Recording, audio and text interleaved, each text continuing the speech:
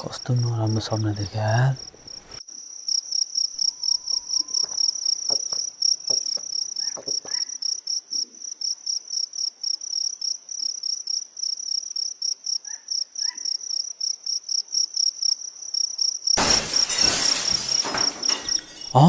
माथि केही गडबड त भएन नि?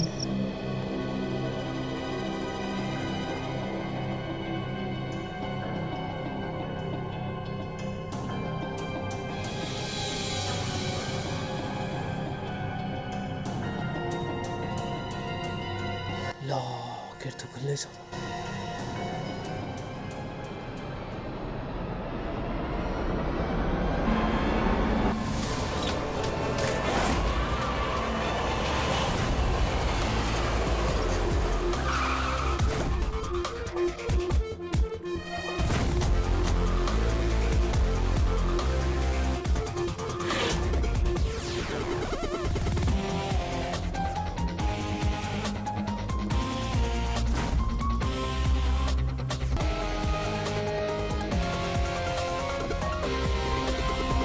सर फेस त पुरै जलेको छ त। सायद पेट्रोलियम पदार्थ युज गरेर जलाएको जस्तो देखिन्छ। पेट्रोलियम पदार्थ भन्दा पनि यसो हेर्दा केही कडा एसिड प्रयोग गरेको हुनसक्छ सर। हुनसक्छ। भैया तैँले यो घरको कुनो काप्चा राम्रोसँग चेक गर। अभिजित तैँले यो लासलाई फोरेन्सिक ल्याबमा पुर्याउने व्यवस्था गर। तेरी बहन का नौकर। देखो राहुल, ज्यादा बकचोदी करने की हमें आदत नहीं है। त्यसैले सिधै सिधै बोल, के भएको थियो यहाँ? के देखेको थियो तैँले? सर म तल गेटमा सुतिरहेको थिएँ। अचानक केही फुटेको आवाज आयो। त्यसपछि केही गडबड भयो कि भनेर म माथि आएँ।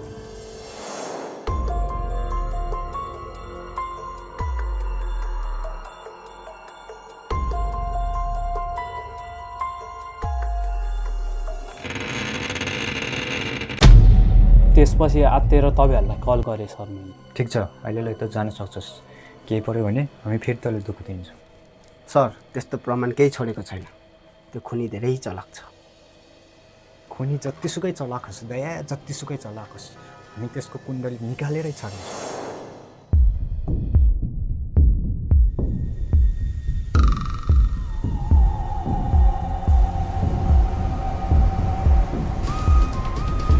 सालु के पत्ता लाग्यो? छिटो भयो, समय छैन हामीसँग।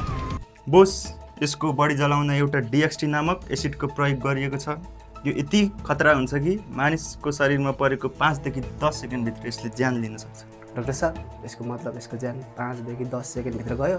हो दया, यसको शरीरमा जुन एसिड प्रयोग गरिएको छ त्योभन्दा केही समय अगाडि यसलाई कुनै भारी चिजले हानेर बेहोस बनाएको हुनुपर्छ। यसको जुन यो गर्दनको हड्डी छ त्यो भाँचिएको छ। तैँले भन्न खोजेको पहिला यसलाई केही भारी चिजले हानेर बेहोस बनाए, त्यसपछि एसिडले जलाइदियो। करेक्ट बोस, भएको त्यही नै हो। त्यो घरमा हाम्रो केही न केही त भेटिन्छ दया, केही न केही त भेटिन्छ। त्यो घर हामीले फेरि एकचोटि चेक गर्नुपर्छ। अभिजित घर निकाल।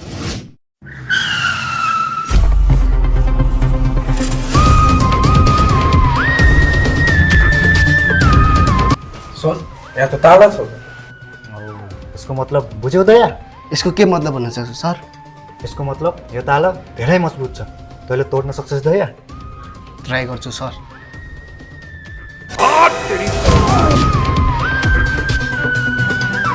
दया तँ उता हेर, सचिन तँ उता, म यता हेर्छु।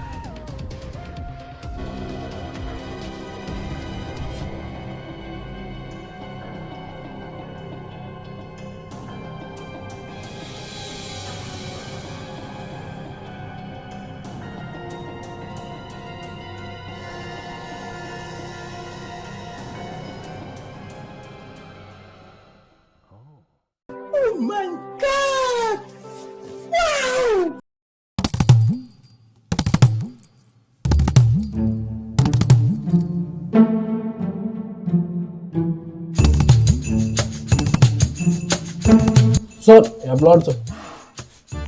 अनि म के गरौँ त? सचिन यो ब्लड लगेर सालु खेलाइदिए। सालु खेले पत्ता लगाउँछ कि यो ब्लड हो कसको। सर दया सर दिपकको फोटोहरू, ड्राइभिङ लाइसेन्स र केही एचआइभीको औषधिहरू भेटेको छ। यसको मतलब यो दिपकलाई एचआइभी थियो, त्यसैले यो औषध खताइदियो। यो सब म हेर्छु दया यो घरमा जति पनि सामान छ त्यो मेरो रुममा ल्याएर अनि तँ बिउ रहेछ म त्यहीँ हुन्छु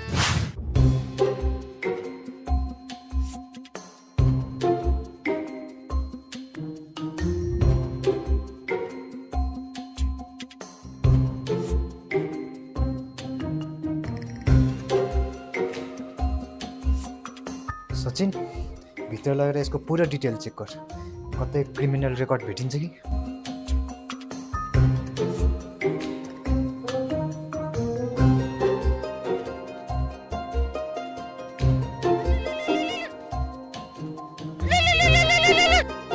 सलुङ्गे के ठिक छ म आएँ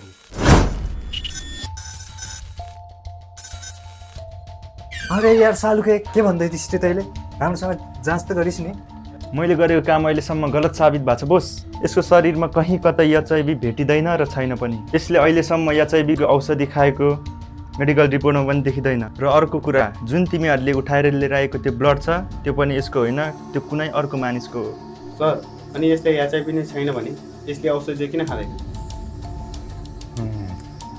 यो सबै त अब यसको नोकर राहुलले भन्छ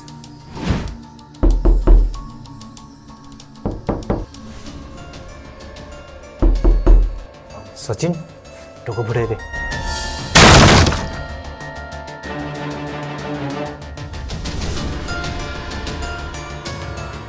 माई गॉड सर हाँ सचिन यसलाई नि मारिदियो सर हामी आउन ढिला भयो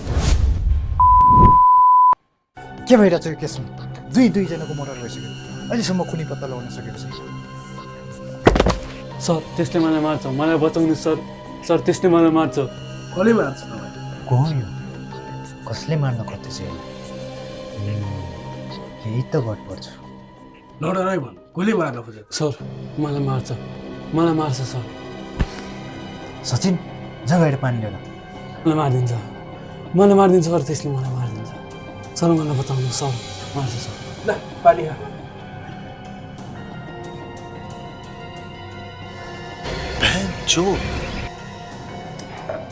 लाओ कसले मार्न खोज्यो त सर जसले राहुललाई मारेको छ नि त्यसले मलाई मार्छ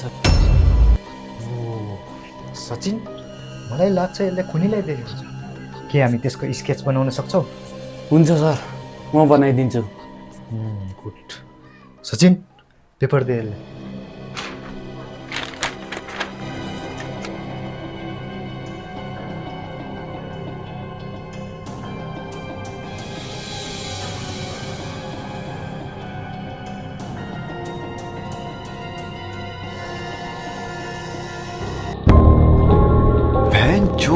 यो त दिपक हो यो कसरी हुनसक्छ दिपकको लास त हिजोदेखि हामीसँग फोरेन्सिक ल्याबमा छ बोस हामीले दिपक भनेर फोरेन्सिकमा राखेको लास त्यो दिपकको होइन मैले सबै पत्ता लगाइसकेँ त्यो लासको ब्लड ग्रुप ओ पोजिटिभ छ र दिपकको ड्राइभिङ लाइसेन्समा ब्लड ग्रुप ए पोजिटिभ छ र तिमीहरूले उठाएर ल्याएको त्यो ब्लडको स्याम्पल र यो दिपकको ड्राइभिङ लाइसेन्सको ब्लड ग्रुप सेम छ मलाई लाग्छ तिमीहरूले उठाएर लिएर आएको त्यो ब्लड दिपकको नै हो हो यसको मतलब यो दिपक जीवित छ यो सबै त्यसले हामीसँग खेल खेलिरहेको छ सचिन ट्र्याक गर त्यसको लोकेसन सिआइडीबाट कति दिनसम्म भागेर हिँड्छ यो दिपक हेर्छु म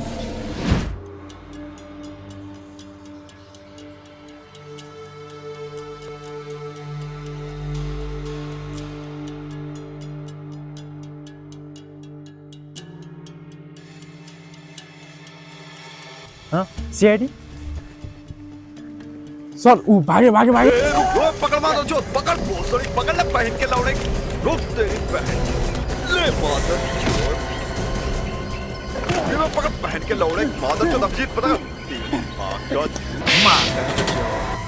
हो मैले नै मारेको त्यो दुईजनाले तैँले मारेको मध्ये एउटा तेरो आफ्नै सेक्युरिटी राहुल थियो जुन तैँले घरमा मारेर यसैले जलाइस् त्यो चाहिँ को थियो इमरान हो त्यसको नाम योभन्दा 3 वर्ष अगाडि 25 करोड ऋण लिएको थियो मैले त्योसँग 6 महिनाभित्र तिर्छु भनेर लिएको थिएँ तर मैले तिर्न सकेन मैले प्लान गरेको सबै कामहरू पनि असफल भयो र पैसा सबै डुब्यो त्यसपछि इमरानले मलाई पैसाको लागि दिनदिनै टर्चर दिन थाल्यो र मैले यो बाटो रोजेँ किन मारिस् त भनिहालिस् अब यो पनि भन् कसरी मारिस् इमरानलाई त्यो दिन म अलिक बढी नै टेन्सनमा थियो, त्यही भएर घरमा बसेर रक्सी खाइरहेको थियो।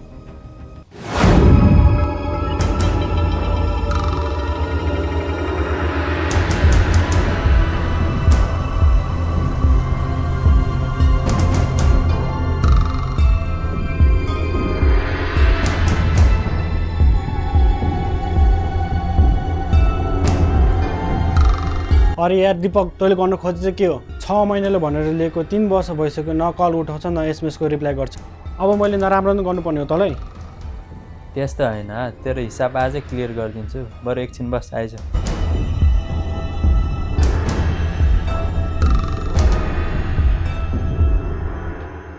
त एकछिन बस्दै गर, म पिसाब गरेर आउँछु।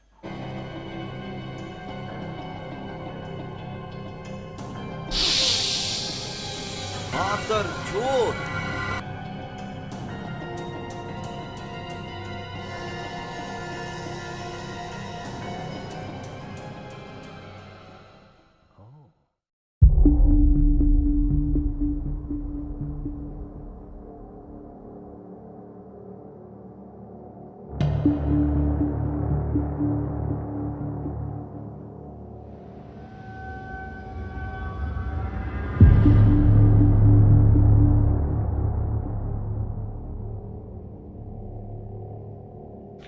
होइन, कति टाइम लगायो? भाग्यो के हो यो?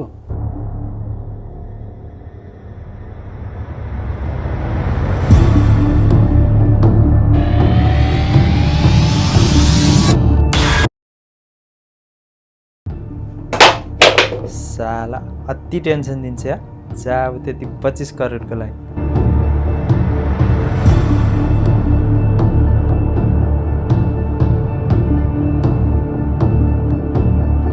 साला अब यो लास सबैले मेरो ठान्नेछ।